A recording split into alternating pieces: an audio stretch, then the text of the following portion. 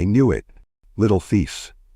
These words echoed through the Save Mart grocery store as manager Brielle Hutchinson towered over 8-year-old Claire Williams, her voice dripping with hatred and disgust.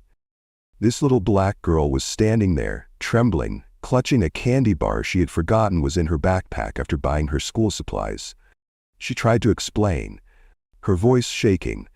"I'm sorry, I forgot it was there. I can pay for it." But Brielle wasn't listening. She had already made up her mind about who this child was. "Too late for sorry," Brielle snarled, grabbing Claire roughly by the arm. This is what happens when parents don't teach respect. The entire store was watching, and what happened next was shocking. Most of the customers were actually nodding in agreement with Brielle. "Finally, someone dealing with these kids properly," one white customer muttered. Another shouted, "Good for you, manager, they need to learn." Phones were recording every second, but not to help the little girl. People were filming because they thought they were witnessing justice being served. The crowd was getting worked up, supporting Brielle's actions. "People like you," Brielle spat at the little girl while the crowd cheered her on, "need to learn some respect." Then it happened. Brielle's hand connected with Claire's face in a vicious slap that sent the crowd into an approving frenzy. This 8-year-old girl, who had just been trying to buy supplies for her science project, stood frozen, her small hand pressed against her stinging cheek, fighting back tears. "Little thief," Brielle screamed again as customers applauded. "That's how you handled them." The store erupted in support for Brielle. "About time someone stood up," voices called out. "These people think they can get away with anything." Only a few voices tried to object. Destiny, the teenage cashier, looked horrified but stayed silent, too scared to speak up. Frank, the elderly stalker, shook his head but was drowned out by the crowd's approval. The mob mentality was taking over. People were recording not in outrage, but in celebration of what they saw as justice. Comments flew through the air. "Send this to the news. Finally, a manager with backbone. Teach them young." But through all this chaos, through all the cheering and the supporting crowd, a woman's voice cut through like a blade. Everyone turned. Walking through the store entrance was an impeccably dressed black woman in a sharp business suit. You couldn't see her face clearly yet, but everything about her screamed authority. This was someone who was used to being in control, someone who commanded respect. The crowd's energy shifted slightly, but Brielle looked at this woman and made the biggest mistake of her life. With the crowd behind her, she sneered confidently. Another one defending a criminal. The crowd murmured their agreement, and here's where it got unbelievable. With her supporters cheering her on, Brielle actually laughed, threw back her head, and laughed like this person coming was nothing to her. What Brielle didn't know, what she was about to discover in the most shocking way possible, was that she had just slapped the wrong child. She had just picked a fight with the wrong family. And the woman standing in front of her? Well, let's just say Brielle was about to learn exactly who had the real power there. The crowd thought they were witnessing a victory. They had no idea they were about to witness the most epic downfall in retail history. If you think you can predict what happened next, trust me, you can't. Make sure you hit that subscribe button, because what came next turned that entire cheering crowd dead silent. If you stand against injustice and prejudice, type yes in the comments and tell us where you're watching from. This manager had no idea she had just made the biggest mistake of her career. What happened next changed everything. But to understand just how catastrophic Brielle's mistake truly was, we need to go back 3 hours earlier to the Save Mart corporate headquarters downtown.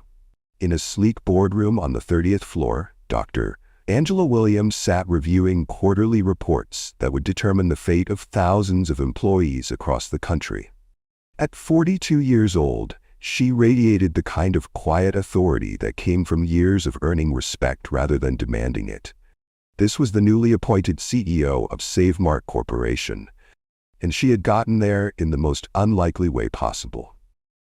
You see, Angela Williams was born into incredible wealth.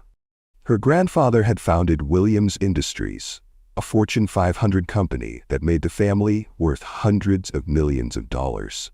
She could have spent her life on yachts and in penthouses, never working a day. But Angela chose a completely different path.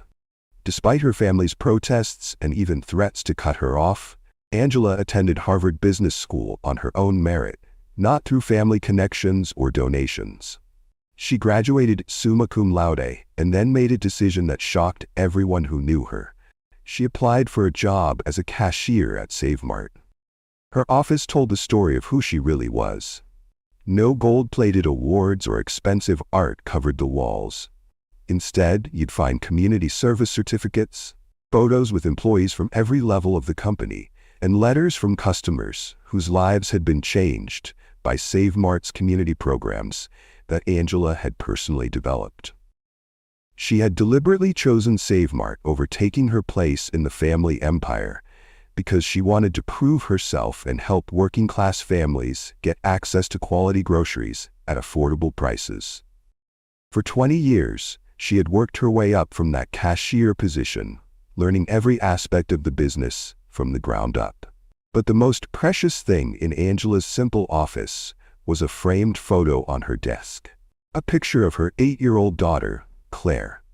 After years of fertility struggles and heartbreak, Angela had adopted Claire from the foster system, the same system that had failed so many children.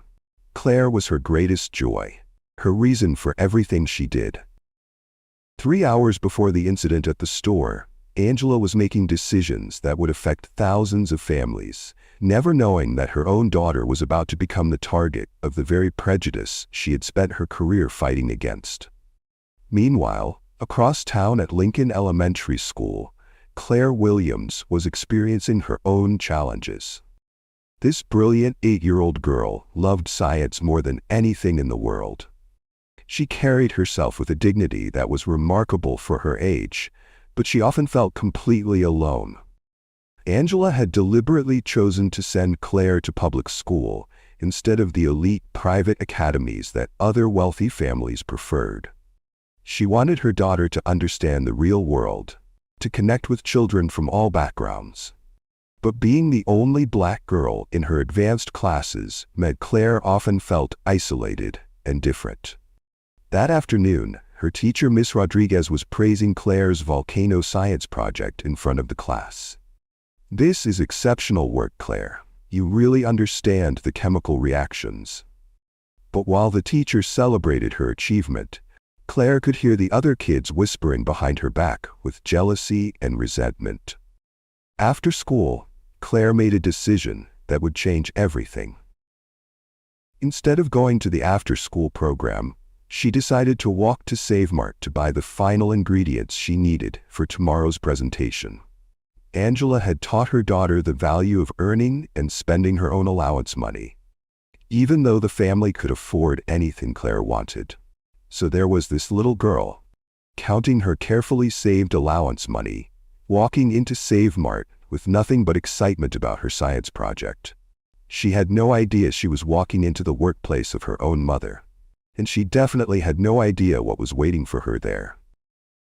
At that same Save Mart, Brielle Hutchinson was having the worst kind of day that would soon get infinitely worse. This 38-year-old woman had been the store manager for 2 years, and she was bitter about everything in her life. That afternoon, Brielle was doing what she did best, making everyone around her miserable. She was berating Destiny, the 17-year-old Latina cashier who was trying to work her way through high school. She was writing up Frank, the 64-year-old stalker who had been with the company for decades. She was undermining David Chen, her 29-year-old Asian American assistant manager who was actually more qualified for her job than she was. Brielle was convinced that corporate didn't appreciate her real Americans first management style. She had no idea that corporate was about to get a very close look at exactly what that management style looked like in action. When Claire Williams walked through those store doors, Brielle spotted her immediately. This little black girl, dressed neatly in her school clothes and carrying her backpack, triggered something ugly in Brielle's mind. She started watching Claire like a predator watches prey. Bet her mother's on welfare, Brielle muttered to herself, making assumptions based on nothing but the color of Claire's skin. Probably sent her to steal. These were the poisonous thoughts running through Brielle's head as she began following an innocent 8-year-old girl through the store. She had no idea that this child's mother was sitting in the corporate boardroom at that very moment, reviewing reports that included Brielle's store performance, reports that were about to become very relevant. The stage was set for a collision that would expose the ugly truth about prejudice, power, and the assumptions we make about people based on how they look. Claire Williams, the CEO's daughter, was about to become the target of the very discrimination her mother had spent her career fighting against. And Brielle Hutchinson was about to learn that some mistakes can destroy your entire life in a single moment. Now here's where the story gets absolutely heartbreaking, and it shows you just how deep prejudice can run in people's hearts. Claire Williams walked into that Save Mart with pure excitement about her science project.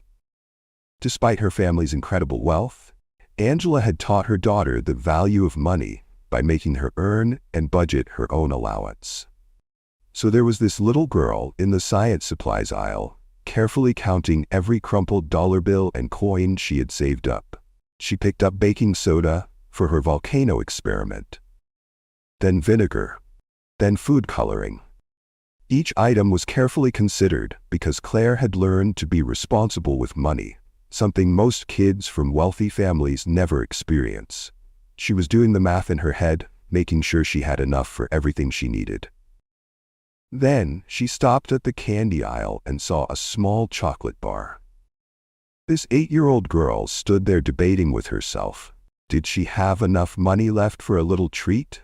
After counting her money twice, she made a mature decision and put the candy bar back. She was going to stick to her budget. But here's the tragic moment that changed everything. As Claire was organizing her school supplies in her backpack to make room for her science ingredients, that chocolate bar accidentally fell in. She was focused on her project, excited about tomorrow's presentation, and she simply didn't notice. Meanwhile, Brielle Hutchinson had been watching this innocent child like a hawk. And what happened next will make your blood boil. Brielle started following Claire through the store, and she began making disgusting comments to other customers. "These people need to watch their kids better," she said loud enough for everyone to hear. Then it got worse. "Probably can't even afford what she's buying. Watch her use food stamps." The racist assumptions were flowing freely. But the most revolting comment came next. "You know how they are. Teaching them young." She was talking about an 8-year-old child as if she was some kind of criminal mastermind. Some customers looked uncomfortable with Brielle's blatant racism. But here's the thing that's going to shock you. Most of them were nodding in agreement. However, a few people did try to defend Claire.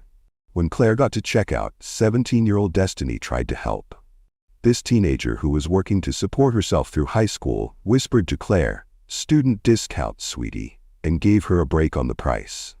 Even Frank, the elderly stalker, whispered to David, "That girl didn't do nothing wrong, been shopping here for months."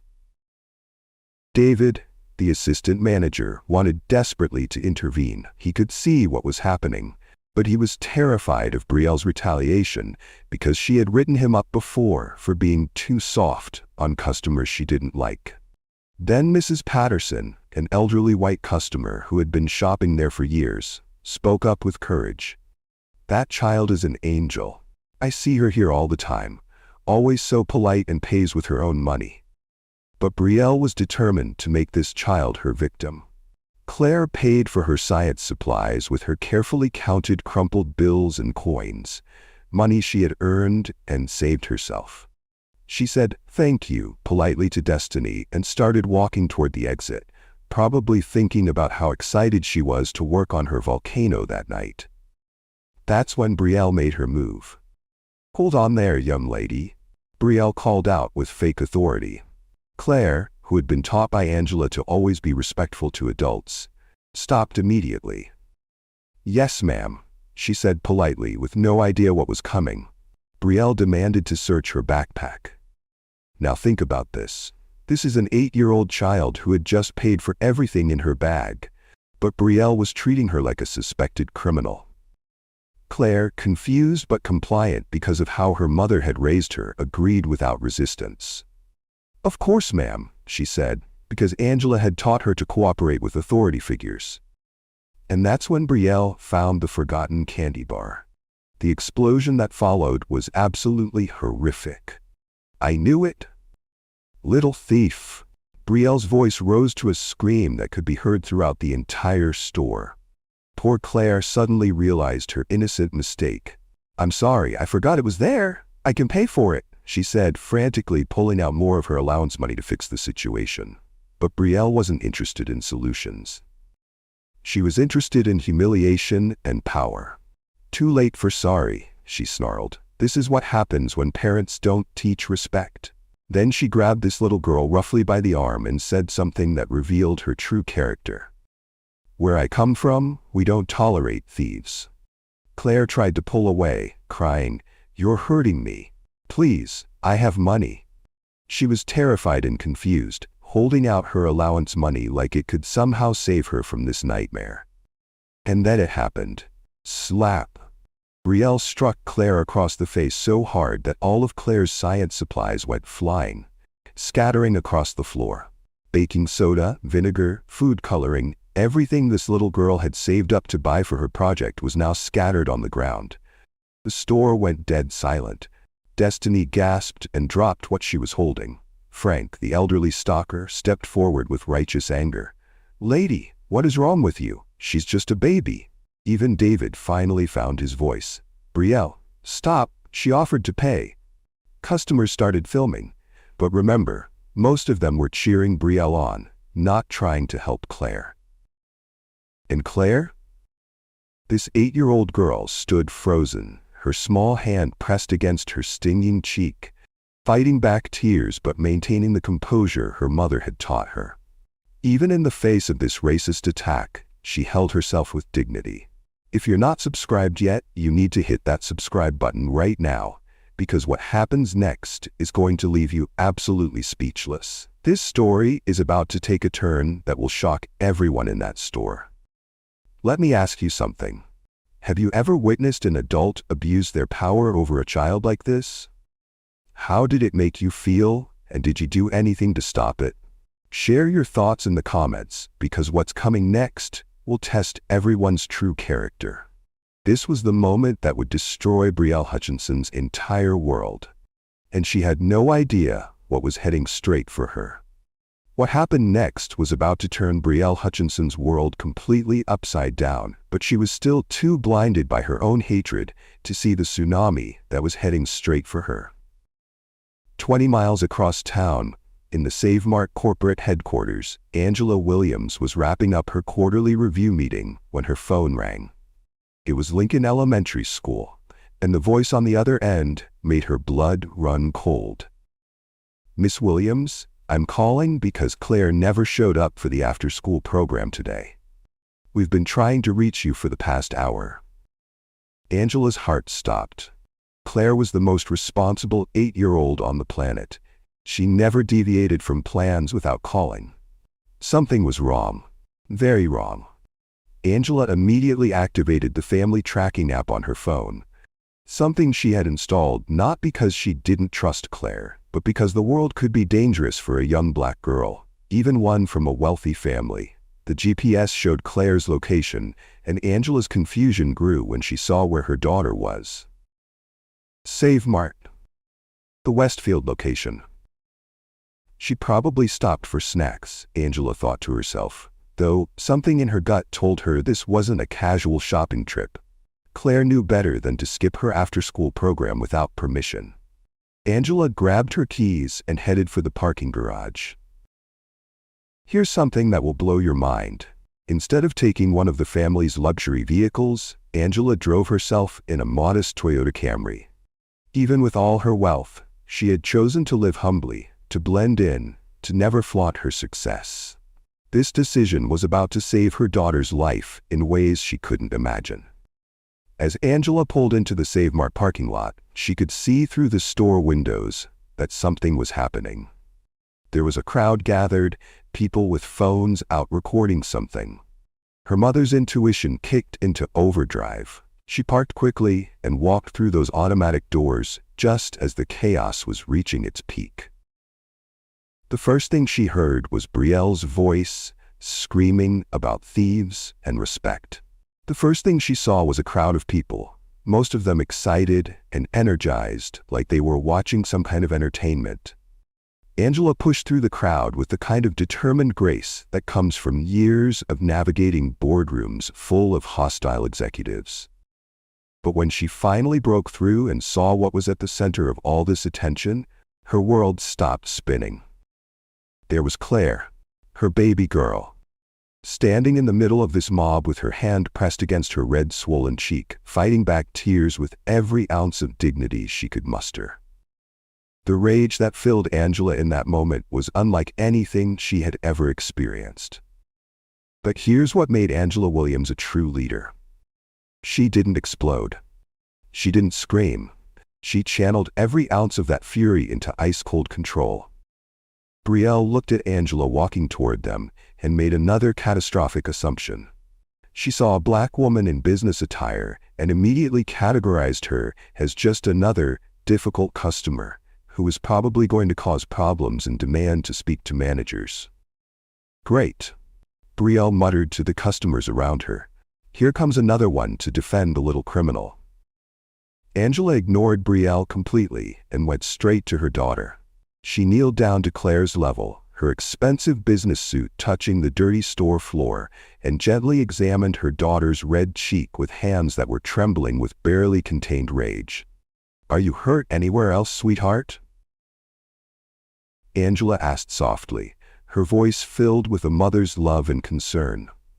But Brielle wasn't done with her performance for the crowd.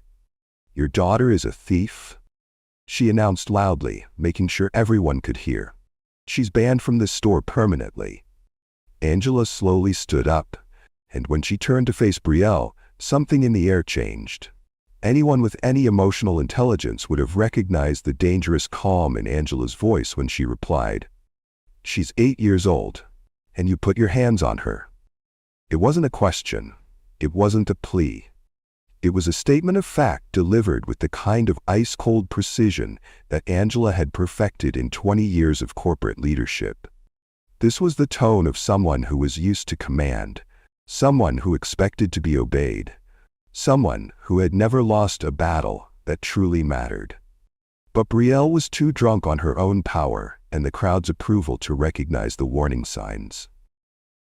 "I don't care if she's 8 or 80, Brielle doubled down, playing to her audience. "Stealing is stealing, and I won't tolerate it in my store." The crowd murmured their approval. Someone shouted, "That's right. Teach them young." Then Brielle made it worse. "People like you need to teach your kids better instead of making excuses and playing the victim card." Angela's eyes flashed with something that would have terrified anyone smart enough to recognize it. But her voice remained controlled when she asked, "People like me?" "You know exactly what I mean," Brielle said with a smirk that the crowd loved. "Always playing the victim. Probably here to threaten a lawsuit now. Well, I've got news for you. I've got corporate backing, and they're not going to side with people like you." Then she delivered what she thought was the killing blow. "I bet you can't even afford a lawyer anyway." The crowd erupted in laughter and applause. They thought they were witnessing a victory. They had no idea they were watching someone sign their own professional death warrant. Angela's response was delivered with the kind of calm that comes before a hurricane destroys everything in its path. "I'd like to see your security footage of this incident." Brielle scoffed. "I don't have to show you anything. I'm the manager here, not you." "Then I'd like to speak with your district manager." This sent Brielle into another fit of laughter that the crowd joined. "Good luck with that, lady. He's not going to side with someone like you over me. I've been with this company for years." That's when Angela pulled out her phone, and everything was about to change forever. "We'll see about that," she said with the kind of quiet confidence that should have scared Brielle to death. Brielle noticed Angela's phone. It was clearly expensive, probably the latest iPhone Pro, but she just assumed it was fake or bought with credit the woman couldn't afford. "Nice phone," she said sarcastically. "Bet you can't even afford the monthly payments."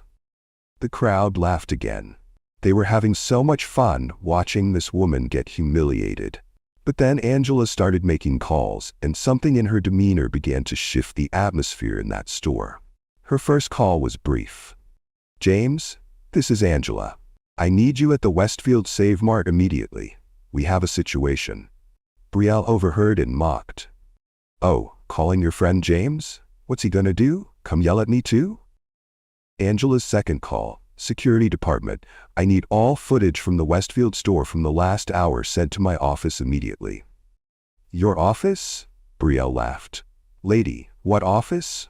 "The welfare office." The crowd was eating it up, but a few people were starting to notice something different about this woman. The way she carried herself, the way she spoke, the authority in her voice, this wasn't matching up with Brielle's assumptions. Angela's third call. "Legal, we have a situation involving assault on a minor. I need a team prepared."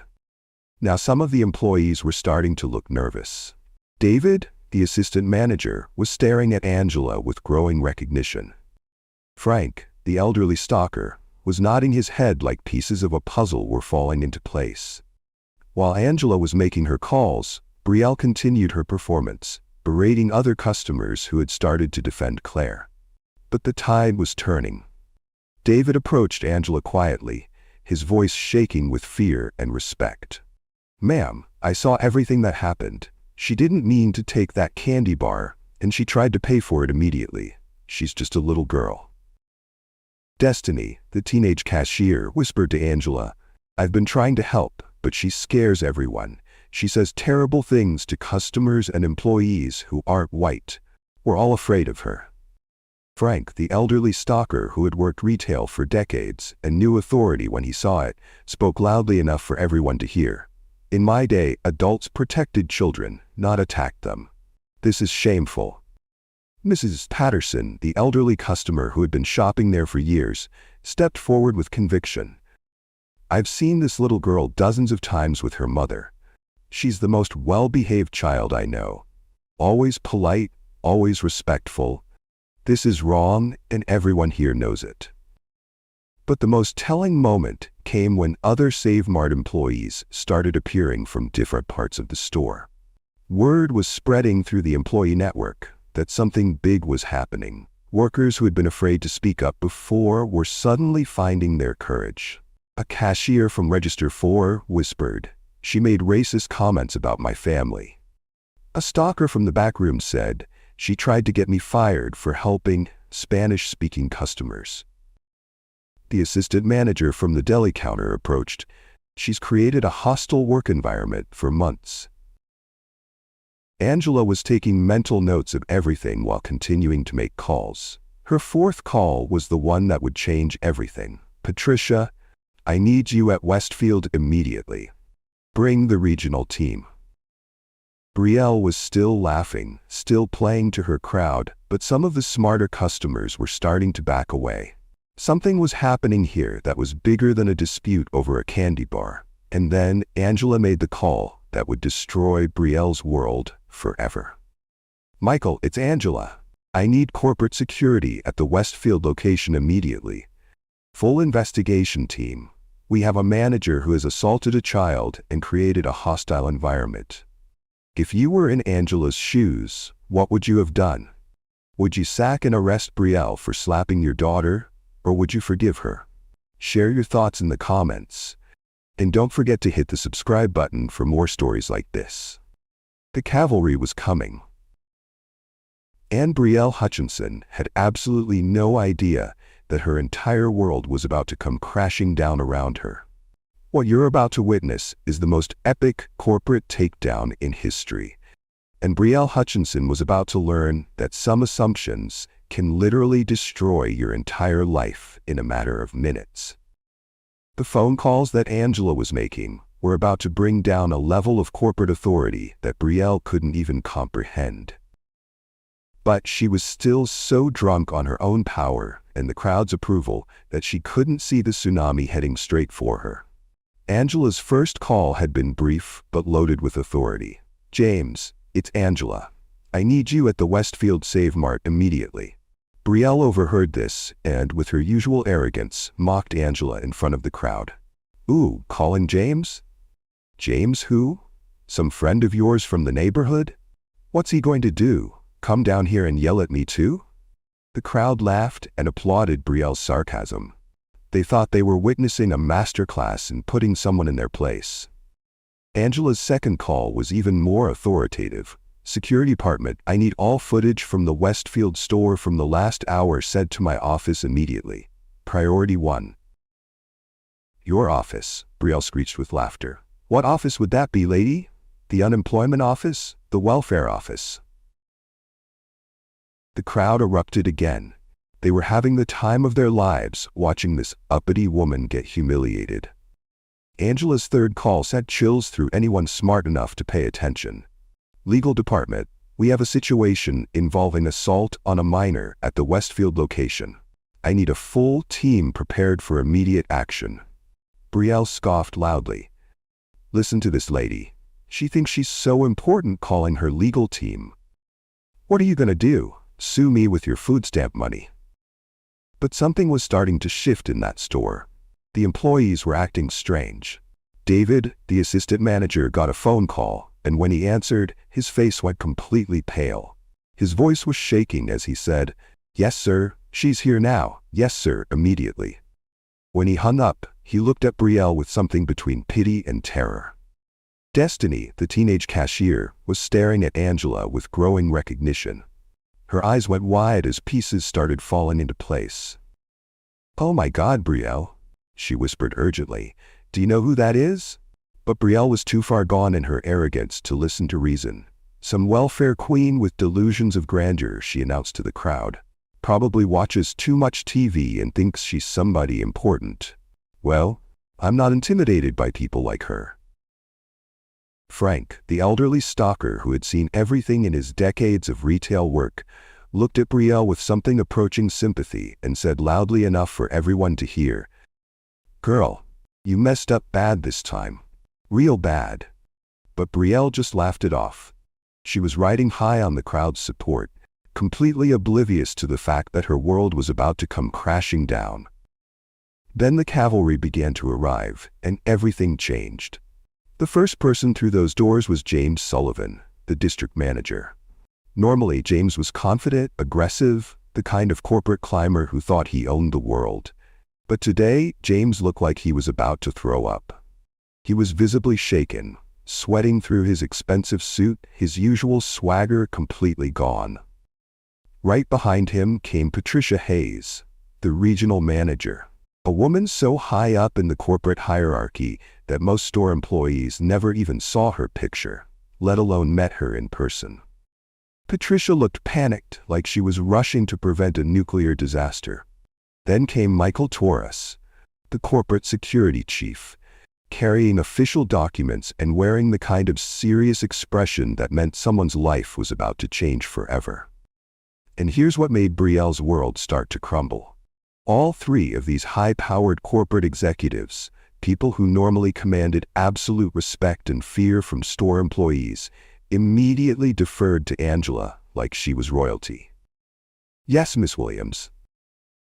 "Right away, Miss Williams. Whatever you need, Miss Williams." James Sullivan, this district manager who normally treated store managers like they were beneath him, approached Angela almost bowing, his voice filled with terror and respect. "Miss Williams, I am so sorry. Please tell me how we can fix this situation." The crowd was starting to get confused. Why were these important-looking corporate people treating this woman like she was their boss? But Brielle was still too arrogant to read the room. She marched up to James with her chest puffed out and said, "Finally, someone with authority showed up. Get these people out of my store right now. I've got a business to run." James looked at Brielle like she had just signed her own death warrant. His voice was filled with horror when he asked, "Brielle, what have you done?" "What have I done?" Brielle replied with indignation, still playing to her crowd. "I caught a thief and dealt with some difficult customers who were trying to cause trouble in my store. I did my job. What's the big deal?" The silence that followed was deafening. Patricia Hayes, the regional manager, stepped forward with a look of absolute shock on her face. Her voice was barely above a whisper when she said, "Brielle, you assaulted the CEO's daughter." Time stopped. "The CEO's what?" Brielle's voice cracked for the first time since this whole nightmare began. James Sullivan, this powerful district manager, looked like he wanted to disappear into the floor when he said, "Brielle, I'd like you to meet Angela Williams, CEO of Save Mart Corporation." The words hit Brielle like a physical blow. All the color drained from her face as the reality began to sink in. The crowd that had been supporting her moments before went dead silent. You could have heard a pin drop in that store. Angela Williams, CEO of Save Mart Corporation, the woman Brielle had been insulting, the woman she had accused of being on welfare, the woman whose daughter she had slapped, was her ultimate boss. The person who could fire every single person in that building with a phone call. The person who controlled the future of every Save Mart employee in the country. And Brielle had just spent the last hour making racist comments about her, insulting her family's financial situation, and physically assaulting her 8-year-old daughter. The crowd that had been cheering Brielle on started backing away like she was radioactive. Phones that had been recording in support were now capturing what was about to become the most viral corporate takedown in internet history. David, the assistant manager, looked like he was about to faint. Destiny, the teenage cashier, had her hands over her mouth in shock. Frank, the elderly stalker, was shaking his head with the kind of sadness that comes from watching someone destroy their own life. But the most heartbreaking part of all this? 8-year-old Claire Williams was still standing there with her hand pressed against her swollen cheek, watching the adults around her realize that they had participated in or allowed the abuse of someone they should have protected. Angela Williams, the most powerful person in that room, the woman who controlled the livelihoods of hundreds of thousands of employees, had just watched her daughter get assaulted while a crowd of people cheered it on. The reckoning was about to begin, and it was going to be unlike anything anyone in that store had ever witnessed. Brielle's face wasn't just pale now. It was gray, like all the blood had left her body. Her mouth was opening and closing like a fish out of water as she tried to process what she had just learned. She had spent her entire career at Save Mart. She had worked her way up to manager. She had plans, dreams, a future. And she had just destroyed all of it in one moment of racist hatred against an 8-year-old child who happened to be the daughter of the most powerful person in the company. If you haven't subscribed to this channel yet, you absolutely must hit that subscribe button right now, because the tables are about to turn in a way that will restore your faith in karma. The most powerful CEO in retail was about to show Brielle Hutchinson exactly what happens when you mess with the wrong family. What happened next was the most powerful moment of justice and accountability you will ever witness, and it changed everyone in that store forever. This was the moment when 20 years of corporate experience, a mother's protective instincts, and the power of truth collided in the most spectacular way imaginable. Angela Williams stepped forward with the quiet authority that had made her one of the most respected CEOs in America. Every step she took seemed to carry the weight of her entire journey, from the foster care system to Harvard Business School, from cashier to boardroom, from poverty to power. Her voice was calm, controlled, but carried the weight of absolute authority when she said, "Brielle Hutchinson, allow me to introduce myself properly. I'm Angela Williams, CEO of Save Mart Corporation." The words hung in the air like a death sentence, echoing through the store and into the hearts of everyone who heard them. You could literally watch the color drain from faces around the room as the magnitude of what had just happened began to sink in. Brielle stammered, her entire worldview crashing down around her like a house of cards in a hurricane. But you look so… I mean… She couldn't even finish the sentence, because saying what she really thought would have made everything infinitely worse. The racist assumptions that had guided her entire interaction were now exposed for everyone to see. Angela continued with devastating calm, each word calculated for maximum impact. The company you work for. The company I've dedicated the last 20 years of my career to building from the ground up. The company where I started as a cashier making minimum wage, working nights and weekends to support myself through business school. The irony was so thick you could cut it with a knife. Here was a woman who had risen from nothing to everything, being accused by someone who had never known real struggle of being on welfare and unable to afford a lawyer. James Sullivan pulled out his tablet with trembling hands, and the security footage began playing for everyone to see. There it was in high definition, from multiple angles. Brielle stalking an innocent child through the store, making racist comments to customers, grabbing Claire roughly by the arm, and then striking her across the face, while a crowd of people cheered and recorded. The evidence was undeniable, and it was absolutely horrifying to watch when you knew the full context. I started as a cashier at a Save Mart just like this one, Angela continued, her voice steady, but her eyes blazing with controlled fury that seemed to burn right through Brielle's soul. Because I believe in understanding every level of this business. I wanted to know what our customers experience, what our employees face day in and day out, what really happens in our stores when no one from corporate is watching. She paused, letting the weight of that revelation sink in.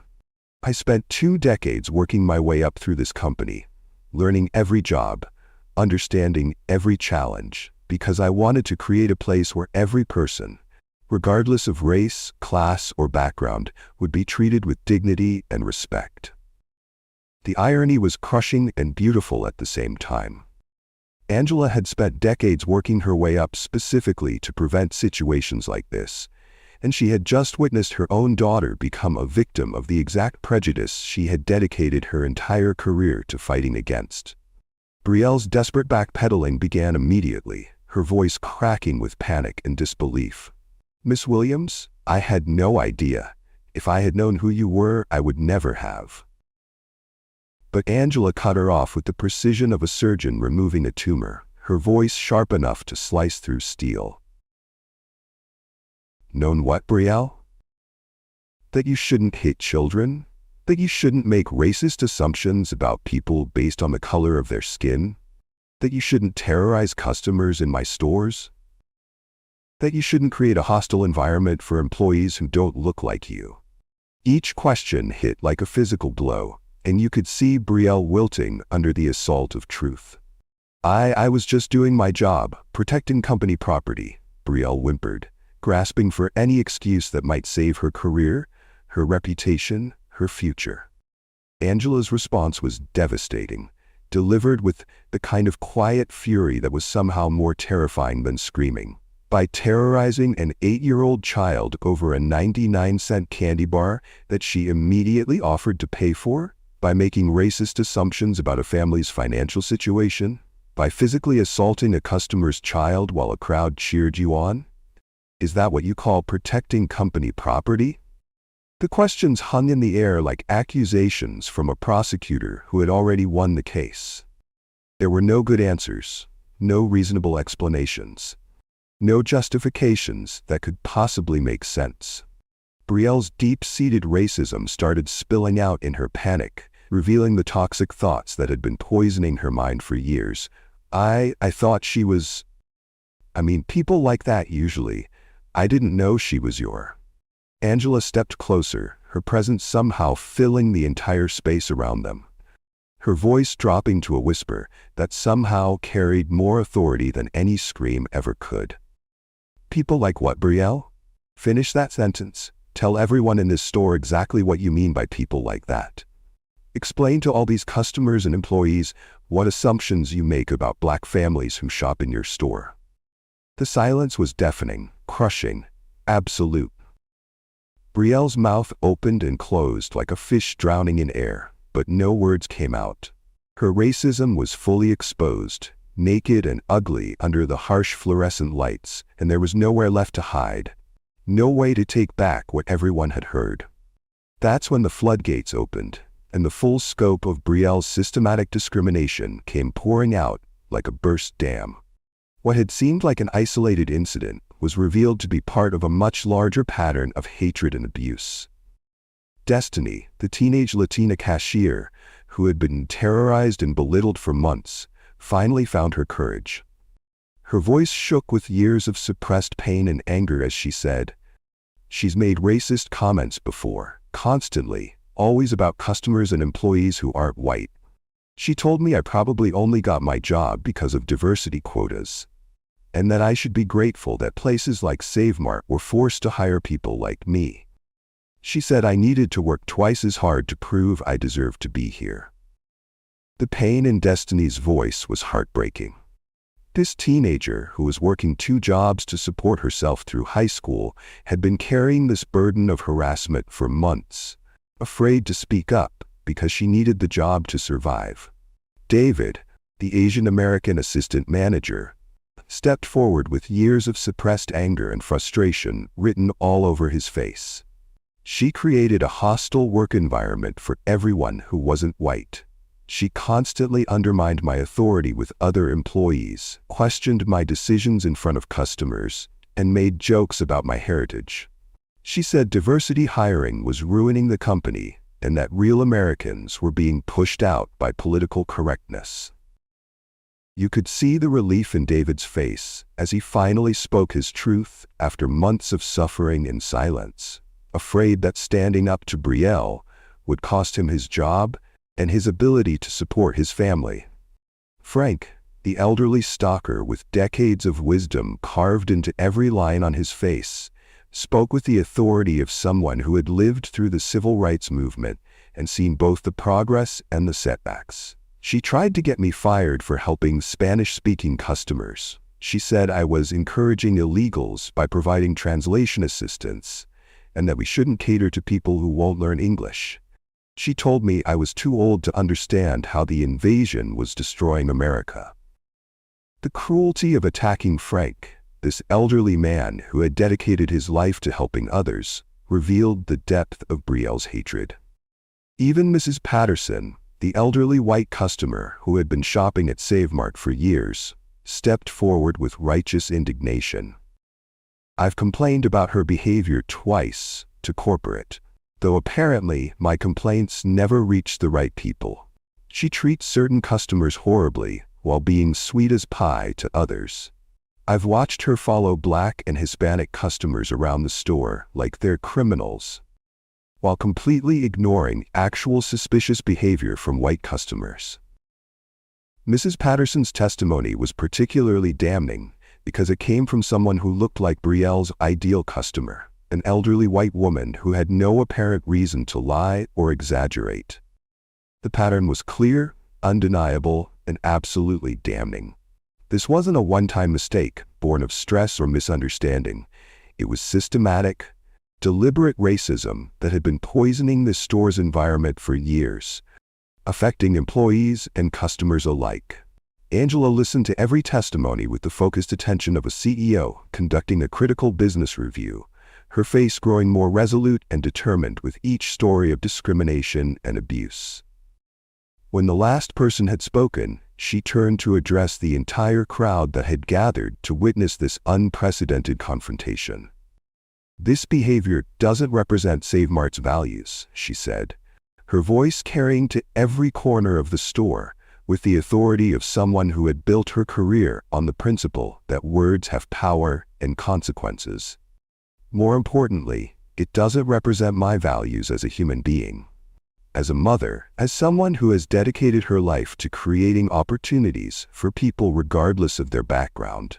She paused, looking directly at the customers who had been cheering Brielle's abuse just minutes earlier.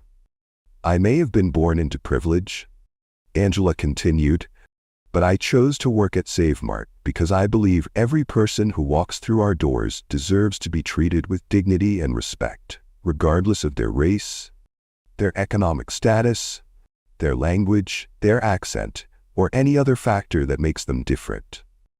The contrast was stunning. Here was a woman with generational wealth choosing to dedicate her life to serving working-class families, while Brielle, who came from a much more modest background, had spent her time attacking the very people she should have been helping. Then came the consequences, delivered with the swift efficiency of a CEO who had made tough decisions for 2 decades. Brielle Hutchinson, you are terminated immediately, effective this moment. Security will escort you from the premises, and you will never work for Save Mart Corporation again. Your actions today, and the pattern of discrimination that has been revealed, are incompatible with our values and will not be tolerated under any circumstances. Michael Torres, the corporate security chief, stepped forward with official termination papers already prepared. The speed and efficiency of the response showed that this wasn't Angela's first time dealing with personnel crises, but it was certainly the most personal. Brielle was escorted out of the store she had terrorized, past the customers she had humiliated and discriminated against, past the employees she had abused and threatened, through the doors she would never enter as an employee again. The walk of shame was witnessed by everyone who had seen her moment of power, and now they were seeing her complete downfall. But Angela wasn't finished. She was just getting started on the systematic changes that would ensure this kind of discrimination could never happen again in any Save Mart location. She announced immediate policy changes that would ripple through every Save Mart location in the country. Mandatory bias training for all employees at every level, zero-tolerance policies for discrimination of any kind, new anonymous reporting systems for customers and employees to report misconduct safely, and regular corporate visits to ensure compliance. And Angela added, with the kind of personal commitment that separated great leaders from mere managers, I will personally review every complaint and every incident report to make sure this never happens again. This is my promise to every customer, every employee, and every family that chooses to shop with us. She turned to apologize personally to every customer and employee who had been affected by Brielle's reign of terror, taking the time to listen to their stories and understand how they had been impacted. But the most important conversation was still to come. Angela kneeled down to Claire's level, right there in the store aisle. Her expensive business suit touching the cold floor where her daughter's science supplies were still scattered like the remnants of innocence lost. The image was powerful. One of the most successful women in America, getting down on her knees to comfort her traumatized child. I'm so sorry this happened to you, sweetheart. Are you okay? Does your cheek still hurt? Claire, this remarkable 8-year-old girl, who had shown more dignity and composure under pressure than most adults ever will, looked at her mother with eyes full of confusion, hurt, and surprisingly, wisdom beyond her years. Mom, why did she hate me so much? I was going to pay for the candy as soon as I realized it was in my backpack. I always pay with my own money like you taught me. I worked so hard to save up for my science project. I don't understand why she was so angry at me. Why all those people were cheering when she hurt me. Angela's heart broke into a million pieces as she gathered her daughter in her arms, feeling the weight of having to explain the existence of racism to a child who had never encountered such hatred before. Some people make assumptions based on how others look, she said gently, choosing her words carefully to explain a complex and ugly reality to an innocent mind. They let prejudice and fear poison their hearts. They judge people without knowing anything about them. That's their problem, not yours, baby. You did nothing wrong. You handled yourself with grace and dignity under the worst circumstances imaginable. You were polite, even when she was cruel. You offered to pay even when she was accusing you. You stayed calm even when she hurt you. I'm so proud of the young woman you're becoming, Claire. Together, they gathered up Claire's scattered science supplies, The baking soda, the vinegar, the food coloring for the volcano project that had started this entire nightmare. But now these simple items would become something more, symbols of how knowledge and education could overcome ignorance and hatred, how science and learning could build bridges where prejudice had tried to build walls. The immediate aftermath was swift and decisive, but the long-term changes were even more profound and far-reaching. Within 2 weeks, the video of Brielle's racist attack had gone viral across every social media platform, sparking nationwide conversations about unconscious bias, assumptions about wealth and class, the treatment of children in public spaces, and the responsibility of businesses to protect all customers. But this wasn't just another viral outrage that would be forgotten in a week. It became a catalyst for real, systemic change. Save Mart implemented the most comprehensive anti-discrimination training programs in retail history. Every employee, from part-time cashiers to senior executives, went through extensive education about bias, cultural competency, customer service excellence, and the company's zero-tolerance policies. Angela established a scholarship fund for underprivileged students interested in STEM fields, turning her daughter's traumatic experience into an opportunity to help other children pursue their dreams of becoming scientists, engineers, and innovators. When Claire returned to that same Save Mart 2 weeks later with her mother for their regular shopping trip, she was greeted warmly by David, who had been promoted to store manager in recognition of his years of excellent service despite Brielle's interference. The transformation was remarkable. The hostile, tension-filled environment that Brielle had created was replaced by genuine warmth, respect, and care for all customers. The final shot showed the transformed Save Mart with its prominent new diversity and inclusion banner. Angela and Claire shopping together like any other family, but now in a store where every employee understood that their most important job was to serve all customers with dignity, respect, and genuine care. But here's something that will absolutely blow your mind. This incredible story of justice, transformation, and corporate accountability wasn't actually the end of the saga. Brielle Hutchinson's reaction to losing everything she had worked for is about to take this story to even more shocking and unbelievable levels. If you want to see what happened when Brielle tried to sue Save Mart and Angela Williams personally, claiming that she was actually the victim of reverse discrimination and that her civil rights had been violated, you absolutely must subscribe to this channel right now. Her next moves will leave you completely speechless and show you just how deep denial, entitlement, and hatred can go when someone refuses to accept responsibility for their actions. What do you think? Did Brielle get exactly what she deserved? Or should there have been a different consequence for someone who would physically assault a child based on nothing but racist assumptions? Do you think people can change? Or was Angela right to show zero tolerance? Let me know in the comments, because Brielle's story is far from over, and what she did next will shock you even more than what you just witnessed. Don't forget to subscribe, because the saga of Brielle Hutchinson is about to get even more unbelievable, and you won't want to miss a single moment of what happens when entitled people refuse to accept the consequences of their own actions.